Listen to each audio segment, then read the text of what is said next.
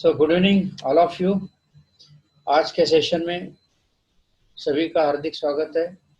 मैं ट्रेनर के Suryakant great training and services की ओर से आप सभी का स्वागत करता हूँ। दोस्तों, आज के सेशन में कुछ लोग नए से ज्वाइन हुए हैं, सो उनके लिए पहले 3 सेशन का मैं एक ब्रीफ में 2 मिनट में रिव्यू करूँगा, फिर आगे चलूँगा।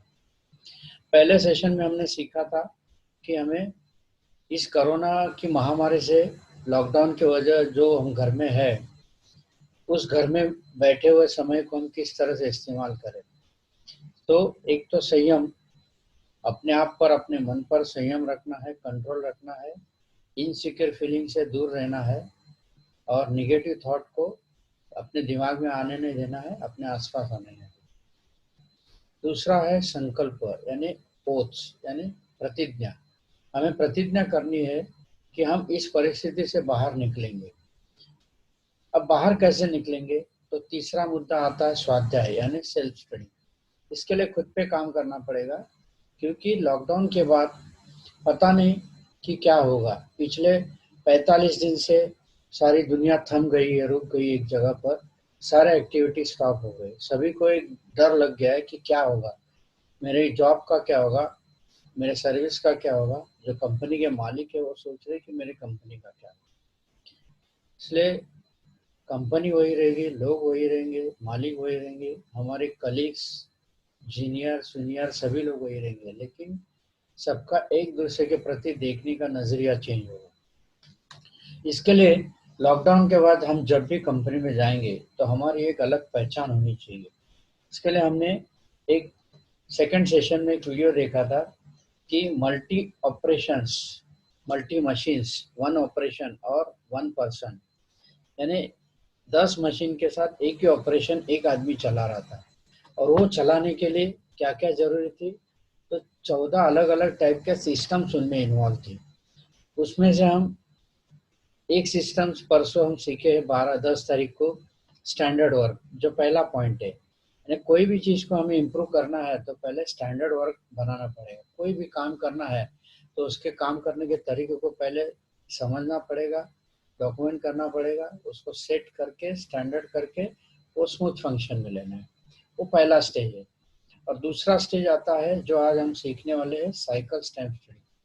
उसी काम को ठीक से करने के लिए, बेहतर करने के लिए, कम समय में करने के लिए साइकिल टाइम स्टडी करना जरूरी है कि उस काम को कितना समय लगने वाला है और किस तरह से किया जाएगा। तो ये आज हम सीखने वाले हैं। और इसके लिए हमें पहले अपने स्टैंडर्ड वर्क के ऊपर आप सबको काम करना पड़ेगा। हो सकता है आपने ये 2 दिन में होमवर्क किया होगा, अब घर पे होगा तो इमेजिनेशन करके उस काम को, होमवर्क, डॉक्यूमेंट, पेपर वर्क पे काम किया होगा, और जो काम पे जाते हो उन्होंने स्टडी किया होगा। आज का सेशन है कि साइकिल स्टैम्प स्टडी। हम जो भी काम कर रहे हैं उस काम को अगर कम से कम समय में करना है तो क्या करना पड़ेगा? तो पहले 4 चीज़ों को समझना पड़ेगा। साइकिल स्टैम्प स्टडी के पहले ये हम समझ लेते हैं, क्योंकि ये takt time, cycle time, lead time और थ्रूपुट टाइम, ये 4 चीज़ क्या है पहले समझनी पड़ेगी। तो यहाँ पर लोग कंफ्यूज होते हैं। तो टैक टाइम जो है, इसमें आप इमेज देख रहे हैं कि एक तरफ ऑपरेशंस का इमेज है और एक तरफ एक ग्राफ है। तो ऑपरेशन के इमेजेस में दिखा है कि पहला ऑपरेशन है प्रेस, तो मेटल शीट का एक ऑपरेशन दिखाया हुआ है कि फर्स्ट ऑपरेटर जो प्रेस मशीन ऑपरेट कर रहा है, वहाँ से फिर वो जॉब ट्रिमिंग पे जा रहा है। फिर वहाँ से थर्ड स्टेज में 2 ऑपरेटर इन्वॉल्व है, जिसमें स्प्रिंग ऑपरेशन है। और वो ऑपरेशन के बाद वापस फोर्थ ऑपरेशन में जा रहा है, फाइनल असेंबली, जहाँ पर 2 ऑपरेटर है। फाइनल असेंबली से होने के बाद वो जॉब इंस्पेक्शन में जा रहा है, 5th स्टेज में। यहाँ पर एक क्वालिटी पर्सन है जो ये 4 ऑपरेशन को प्रॉपरली इंस्पेक्ट करके फिर लास्ट स्टेज में जाता है, पैकिंग में, और पैकिंग से फिर फिनिश गुड एरिया में जाता है। सो दोस्तों, यहाँ पर 6 ऑपरेशंस और 8 एम्प्लॉय इन्वॉल्व है, जैसे ग्राफ में हम देखते हैं, और इन सबको मिला के होता है takt time. So takt time का डेफिनेशन है, takt time is the rate at the which you need to complete a product in order to meet customer demand। यानी order to meet customer demand, यहाँ से यहाँ तक जो भी activity involve है, So that is called takt time. Takt time का formula क्या है? Net production divided customer demand. यानी मान लो कि हमारा नेट प्रोडक्शन कस्टमर की जो डिमांड है 5000 पीस की, और हम पर डे में अगर समझो 400 पीस निकालते हैं, तो ये प्रोडक्शन डेज हो जाएगा 12 से 12.5 दिन, जबकि कस्टमर को 10 दिन में चाहिए. तो हमें पर डे 500 पीस पे जाना पड़ेगा. तो हमें स्टडी करना पड़ेगा कि इस 6 ऑपरेशन में कहाँ कहाँ साइकिल टाइम एक्सेस है, उसके ऊपर काम करना पड़ेगा. इसलिए टैक टाइम जो है मल्टी ऑपरेशन वाला, उसको पहले समझना पड़ेगा. सो इसके लिए क्या करना पड़ेगा कि स्टार्ट टू फिनिश जो वर्क है, इसकी जो साइकिल है, यानी वो 6 ऑपरेशन में हर एक ऑपरेशन का साइकिल टाइम हमें स्टडी करना पड़ेगा. So cycle time is the time it take to complete the production of one unit start to finish, while takt time is based on customer demand, whereas cycle time is a work process based. यानी takt time जो है customer demand के हिसाब से, यानी 5000 piece उसको 10 दिन में चाहिए तो takt time है. और साइकिल टाइम जो है कि हर एक प्रोसेस को कितना टाइम लग रहा है, वो प्रोसेस को मॉनिटर करना पड़ेगा. जबकि हमें पर डे अगर 500 पीस निकालने हैं और अब 400 आ रहे हैं, तो हर एक ऑपरेशन पे हमें बारीकाई से काम करना पड़ेगा कि कहाँ हम साइकिल टाइम रिड्यूस कर सकते हैं. So lead time versus cycle time versus throughput time. यहाँ पर दिखा है कि ऑर्डर रिसीव से लेके रिसीव्ड बाय कस्टमर, यानी कस्टमर के डेस्टिनेशन तक पहुँचने वाला जो टाइम है उसे लीड टाइम कहते हैं. इसके अंदर अभी यहाँ पर ड्राइंग में दिखा है कि यहाँ पर 6 एक्टिविटी इन्वॉल्व है. Order received, raw material received, process 1, 2, 3 and received by customer. ये सब मिलके लीड टाइम होता है. अभी उसके बाद आता है थ्रूपुट टाइम. थ्रूपुट टाइम में क्या आता है कि रॉ मटेरियल रिसीव्ड, यानी इनकमिंग मटेरियल आ गया, वो अलग एक डिपार्टमेंट है. उसके बाद आता है वो मटेरियल समझो प्रोसेस प्रोडक्शन डिपार्टमेंट को इशू हो रहा है, तो वहाँ पर फर्स्ट स्टेज आता है प्रोसेस की. वहाँ पर कुछ ब्लेंडिंग होगा, मिक्सिंग होगा एज पर प्रोसेस, जैसे कि फार्मास्यूटिकल हो, प्लास्टिक हो, कोरिगेशन हो. वहाँ पर डायरेक्ट रॉ मटेरियल उसके बीच में के 2-3 स्टेज में से पास होके फिर फाइनल स्टेज में जाता है, फिर बाद में वो डिस्पैच में जाता है. और ये फर्स्ट स्टेज से लेके थर्ड स्टेज का जो पीरियड है उसे साइकिल टाइम कहते हैं. अगेन प्रोसेस 1 का भी इंडिविजुअल साइकिल टाइम देखा जाएगा, प्रोसेस 2 का भी देखा जाएगा, डिस्पैच का भी देखा जाएगा. हर एक स्टेज का इंडिविजुअल साइकिल टाइम देख के टोटल साइकिल टाइम होता है फाइनल प्रोडक्ट. सो ये सब होने के बाद लीड टाइम यानी from taking the order to receiving the payment, यानी ऑर्डर रिसीव्ड होने के बाद कस्टमर को मटेरियल डिस्पैच होने के बाद उसका पेमेंट हमारे अकाउंट में आने तक का जो ड्यूरेशन है उसे लीड टाइम कहते हैं. सो लीड टाइम का फॉर्मूला क्या है? Time from order to dispatch. दोस्तों ये एक वीडियो देख लेते हैं जिसमें मैकडोनल्ड का एग्जाम्पल है, उसी के बाद एक इंडस्ट्री का एग्जाम्पल है पेन असेंबली का. हम ध्यान से देखते हैं, इसमें बहुत अच्छी तरह से समझा है वीडियो में लीड टाइम और थ्रू टाइम किस तरह से देखा जाता है.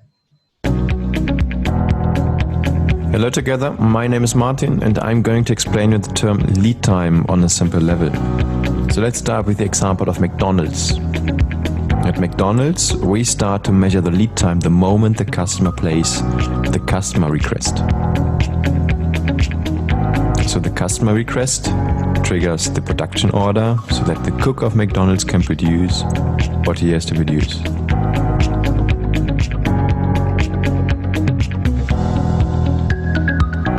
During that time, we are still counting the lead time. We stop counting the lead time at that moment when the customer receives his good on the counter. And in the example of McDonald's, the lead time is about 90 seconds. McDonald's is a quite easy example to show the lead time and the effect on the customer, but let's apply this on other industries.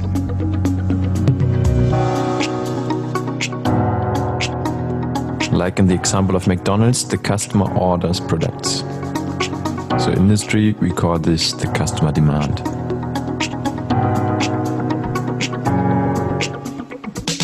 At that point in time, we start counting the lead time of that product. So let's see what happens during that lead time.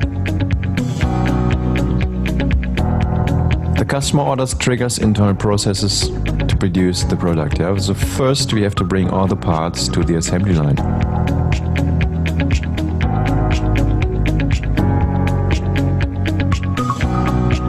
So let's bring the parts to the line.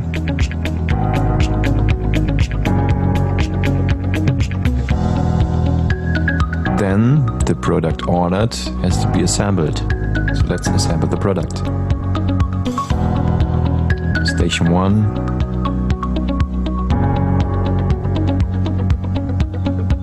Station 2. And Station 3.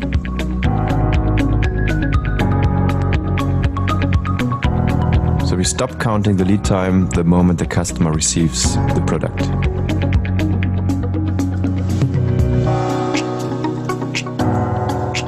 I've seen many examples in which people mix up the term lead time and throughput time. So let me show you the difference of both terms. So first, let's add a buffer of semi-finished goods inside the line and see what happens. Keep in mind, this is no justification of adding buffer to your production line. So once again, once the customer places his order, we start counting the lead time. In this case, the lead time is shorter as we can react quick on the demand. So we have decoupled the process.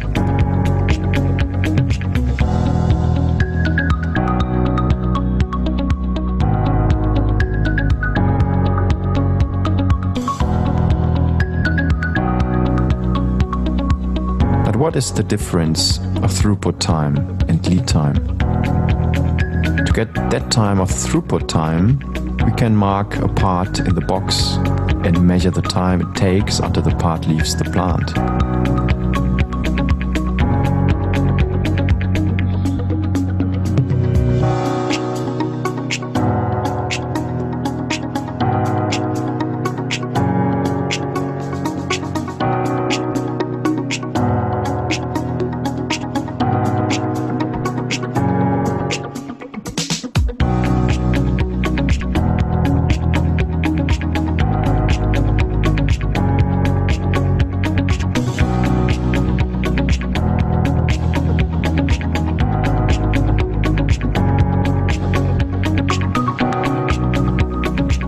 Keep in mind, as we added a buffer, we have to wait until the market part runs through the buffer.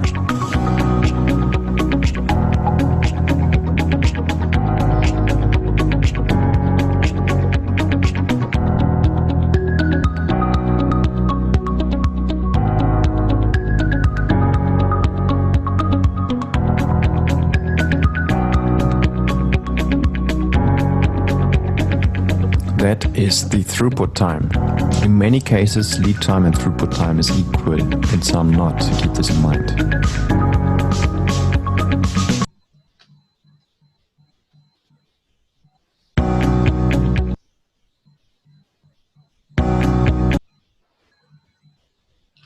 So दोस्तों, आपने देखा कि lead time और throughput time में क्या फर्क है। यहाँ पर थोड़ा पहले समझ लेते हैं साइकिल टाइम और लीड टाइम। जैसे कि ऑर्डर रिसीव से लेके डिलीवरी तक का जो पीरियड है ये लीड टाइम है, यानी और प्रोसेस टाइम साइकिल टाइम जो है पिज़्ज़ा मेकिंग जो है, मेकिंग और बेक पिज़्ज़ा करने का जो प्रोसेस है वो साइकिल टाइम। उसके बाद जो असेंबली, डिलीवरी, ये सारा जो है वो लीड टाइम में आता है। थ्रूपुट टाइम में जैसे बताया हमने वीडियो में कि वो फोर्कलिफ्ट से वो रैक में जाके वो बॉक्स बाहर लेके आना और फिर वो असेंबली लाइन पे लेके जाना।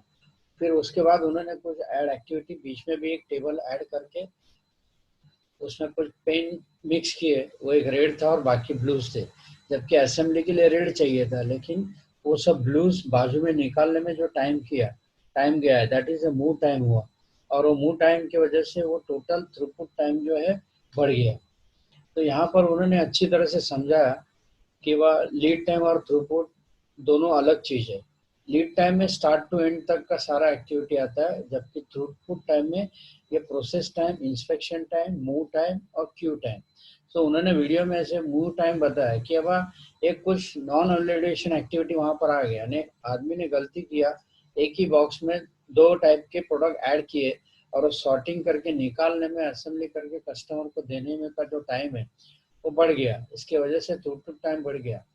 असेंबली टाइम तो बहुत कम था, जस्ट वो फाइंड आउट करके निकाल के उसको असेंबली करके देना है, यानी साइकिल टाइम रिड्यूस था, काफी कम था, लेकिन थ्रूपुट टाइम मूव टाइम की वजह से बढ़ गया था। सो ये जो है प्रोसेस टाइम, हम अच्छी तरह से उसके ऊपर फोकस कर सकते हैं कि किस तरह से हमें हर एक्टिविटी में प्रोसेस टाइम रिड्यूस करने का हम कोशिश करें। प्रोसेस टाइम, इसका फॉर्मूला क्या है थ्रूपुट टाइम का? तो थ्रूपुट टाइम जो है raw material receive till the material dispatch, यानी रॉ मटेरियल रिसीव से लेकर डिस्पैच तक का जो भी टाइम है that is called throughput time. जैसे कि वीडियो में हमने देखा कि वो मूव टाइम उसमें बढ़ गया था, उसके वजह से वो थ्रूपुट टाइम बढ़ गया। सो उसका डेफिनेशन और अच्छी तरह से समझ लेते हैं। Throughput time is the measure of the time required for a material part of a sub-assembly to manufacturing process following the release of an order to dispatch of the product। यानी throughput time क्या है कि part of सब assembly to manufacturing process तक जितने activity involve होते हैं उन सारे एक्टिविटी को लगने वाला जो टाइम है, activities of time, movement time, assembly time, inspection time, process time, वो सब मिला के होता है throughput time. So throughput time includes the following time interval. तो कौन से इंटरवल से इन्वॉल्व है? एक तो processing time, this is the time spent transforming raw materials to finish goods, यानी वो फोर्कलिफ्ट से रॉ मटेरियल डिपार्टमेंट से लेके प्रोडक्शन फ्लोर तक आने का जो टाइम है that is called processing time उन्होंने कहा। फिर आता है inspection time, this is the time spent inspecting raw materials, work in process and finish goods possibly at multiple stages of the production process। जैसे कि पेन असेंबली में देखा कि 3 स्टेजेस में काम हो रहा था, लेकिन वहां पर एक फाइनल स्टेज के बीच में 2 स्टेज के बाद उन्होंने और एक एक्टिविटी, यानी ऐसा लगा कि अब फास्ट होना चाहिए, इसलिए वहां पर उन्होंने मिक्स क्वांटिटी का और मिक्स वैरायटी का जो एक क्रेट ला के रख दिया, और वहां पर वो थ्रूपुट टाइम बढ़ गया, यानी इंस्पेक्शन प्रॉपर नहीं हुआ और वहां पर वो टाइम बढ़ गया। Move time, this is the time required to move items into and out of the manufacturing the area as well as between workstations within the production area। यानी मूव टाइम क्या है? एक डिपार्टमेंट से दूसरे department तक जो भी material movement time होता है उसे मूव टाइम रहता है। उस मूव टाइम को हम कैसे कम कर सकते हैं उसके ऊपर हमें काम करना पड़ेगा। तो और Q time, this is the spent waiting prior to the processing, queue for processing, waiting for processing, inspection for processing and the move activity। हम देखते हैं कि रॉ मटेरियल जब आता है, सेमी कंपोनेंट्स आते हैं जो एक्सटर्नल एजेंसीज आउटसोर्स से हम कुछ कंपोनेंट्स बना के लेते हैं, फिर वो स्टोर में आ जाता है, इनकमिंग स्टोर में आने के बाद फिर वहां पर वेटिंग फॉर इंस्पेक्शन हो जाता है, वहां पर वो डिले बढ़ जाता है करके वो एक्टिविटी डिले हो जाती है।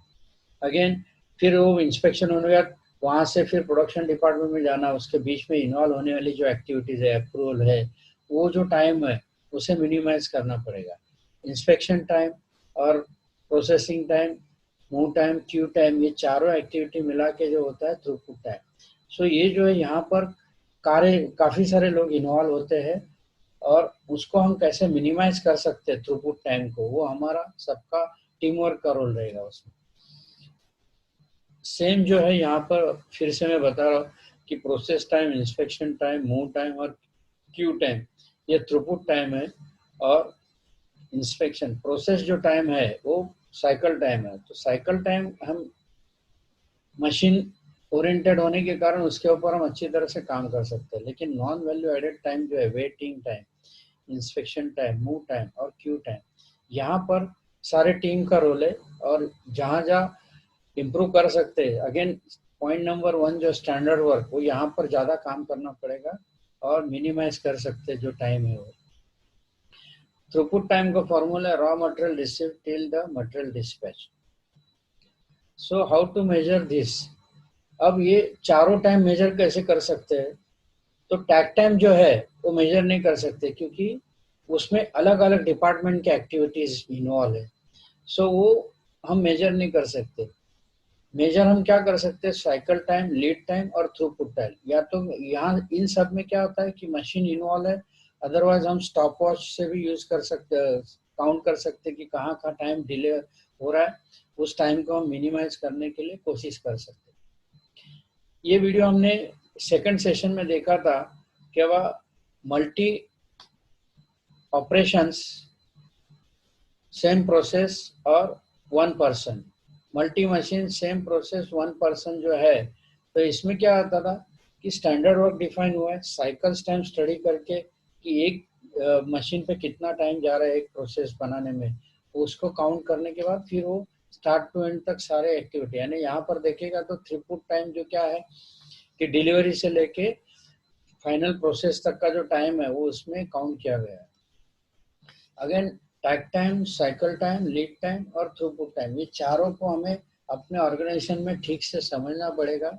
जहाँ जहाँ टाइम वेस्ट हो रहा है उस टाइम को हम मिनिमाइज कर सकते हैं, क्योंकि लॉकडाउन के बाद हम सबका एक ही गोल रहेगा, हमारे ऑर्गेनाइजेशन और हमारा भी, कि हाई क्वालिटी, लो कॉस्ट और स्पीडी डिलीवरी, यानी लीड टाइम भी हमें कम करना है, क्वालिटी भी बेहतर देनी है। साइकिल टाइम के ऊपर फोकस करेंगे तो सेम क्वालिटी मेंटेन करते हुए हमें वो कस्टमर का जो लीड टाइम है वो मिनिमाइज कर सकते हैं, और इसको कम करने के लिए हमें थ्रूपुट टाइम के ऊपर भी काम करना पड़ेगा। यानी इंटर डिपार्टमेंट एक्टिविटी है, वो सारे एक्टिविटी को ठीक से समझना पड़ेगा, और ये सब के लिए हमें सब टीम वर्क की जरूरत है। इसलिए आप जो भी ये आज का सेशन में हमने सीखा है वो ये रिकॉर्डिंग मैं यूट्यूब और फेसबुक पे तो लोड करूंगा, आपको लिंक भेजूंगा, लेकिन अपने टीम के साथ भी आप बैठ के डिस्कस कर सकते हैं, सीख सकते हैं और समझ सकते हैं, और अपने ऑर्गेनाइजेशन के प्रोसेस को इम्प्रूव करने के लिए हम कोशिश करेंगे।